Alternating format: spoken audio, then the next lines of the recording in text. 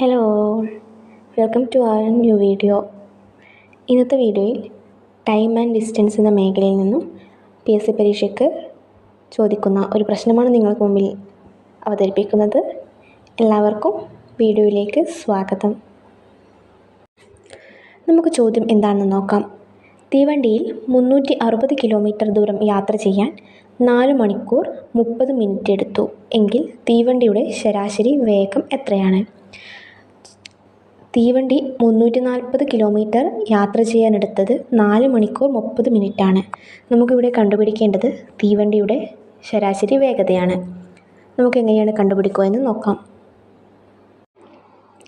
ശരാശരി വേഗത കണ്ടുപിടിക്കാനുള്ള ഇക്വേഷനാണ് ദൂരം ഡിവൈഡഡ് ബൈ സമയം. അതായത് ശരാശരി വേഗത കണ്ടുപിടിക്കാൻ നമുക്ക് ദൂരത്തെ സമയം കൊണ്ട് ഹരിച്ചാൽ മതിയാകും.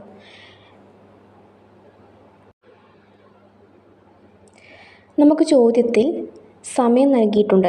അതായത് 4 മണിക്കൂർ 30 മിനിറ്റ് എന്നാണ് സമയം നൽകിയിട്ടുള്ളത്. നമുക്ക് ഈ 30 മിനിറ്റിനെ ഇനി മണിക്കൂറിലേക്ക് മാറ്റണം. 30 മിനിറ്റ് എന്ന് പറയുന്നത് അരമണിക്കൂറാണല്ലോ. അതായത് നമുക്ക് 4 മണിക്കൂർ 30 മിനിറ്റിനെ 4.5 മണിക്കൂർ എന്ന് എഴുതാം. 4.5 എന്ന് പറയുന്നതൊരു മിശ്ര ഭിന്നമാണ്. നമുക്കിതിനെ വിഷമ ഭിന്നമായി മാറ്റി എഴുതാം. അതായത് 4 ഗുണിക്കണം 2 കൂട്ടണം 1 ഡിവൈഡഡ് ബൈ 2. ഒരു മിശ്ര ഭിന്നത്തെ വിഷമ ഭിന്നമാക്കി മാറ്റാൻ ഇങ്ങനെയാണ് നമുക്ക് ചെയ്യേണ്ടത്.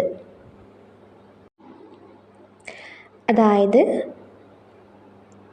4 ഗുണിക്കണം 2 കൂട്ടണം 1 ഡിവൈഡഡ് ബൈ 2. അതായത് 4.5 മണിക്കൂറിൻ്റെ വിഷമ ഭിന്നമാണ് 9/2.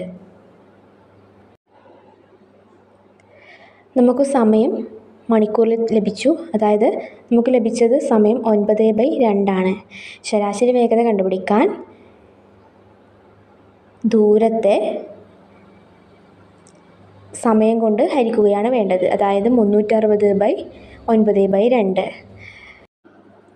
നമുക്ക് ശരാശരി വേഗത 360/9/2 എന്ന് ലഭിച്ചു.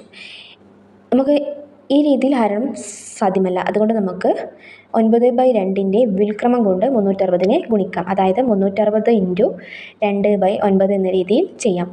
360ൽ 9 40 തവണയാണ്. അതായത് നമുക്ക് ഉത്തരം ലഭിക്കുക 40 ഗുണിക്കണം 2, അതായത് 80 km/h എന്ന ഉത്തരം ലഭിക്കും. Thank you.